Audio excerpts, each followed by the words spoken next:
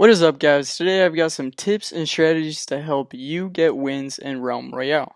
Now, this list is in no order of importance or anything like that. I just thought of some things that I try to focus on when I'm playing the game.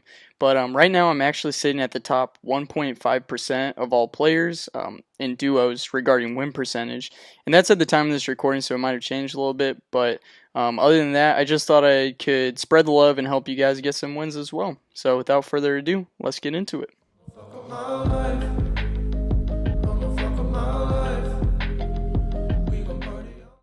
The first tip that I recommend for you to do is develop a drop strategy.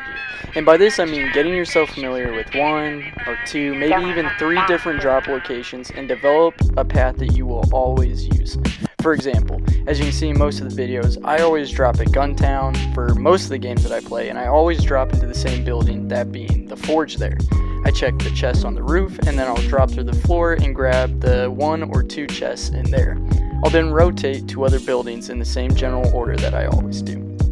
Now, by having a drop strategy that you're constantly repeating and constantly getting better at, you're going to improve your drop time that you're in the air, and as well the time that it takes for you to procure a weapon. Now, this is crucial because if someone drops in the same town or the same building as you, you will be able to have a gun as soon as possible and be able to take down your enemy. And you'll also be familiar with the surrounding buildings with your rotations, and this is useful because you'll typically see the highest player concentration in a town at the beginning of the match due to it being a full lobby. The second strategy to help you win some games is find out which legendary weapon class fits you best. Obviously, you're going to want to forge a weapon as soon as possible in this game, but it helps to plan your class according to which weapons you're best with. If you've got a knack for aiming the trajectory on the throwing axe, or if you're just a close combat type of player, make sure to pick the warrior class. If you've had great success with the bows, pick hunter. You'll pick the mage class if you're deadly with the magic staffs, and if you're like me, play the assassin class if you like a more ranged fight. As you level up that class, you'll even be able to force a specific weapon to be your first forge weapon, which is really important. I have absolutely loved the Winchester type rifle, and I've played assassin every game since I've been able to force that forge. Now, this will help you optimize your chances of getting a win because you'll always be able to make your most proficient weapon. Next up, you're going to want to keep in mind and utilize your escape routes.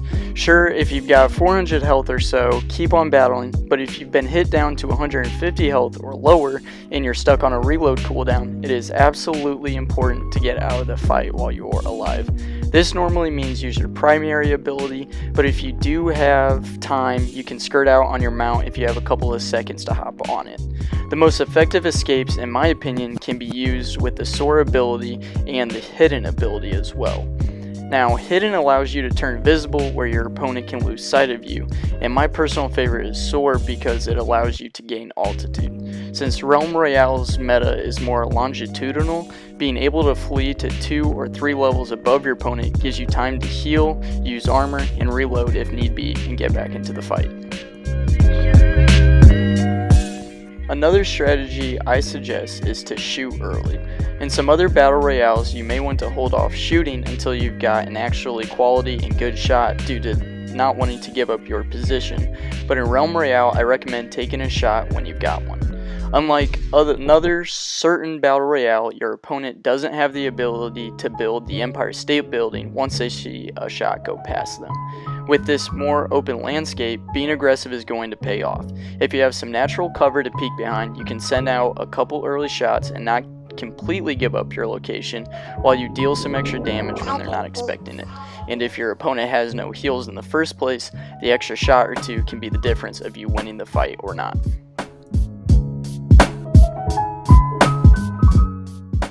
Now, this tip is somewhat subject to change, but it's to use the quote-unquote broken weapons to your advantage.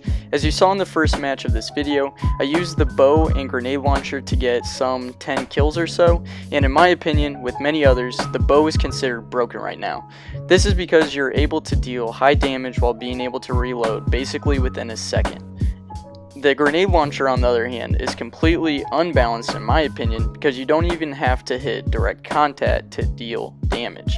The splash shot of shooting at the ground next to them is entirely too easy, and especially if you're in close quarters, you will basically automatically win the fight.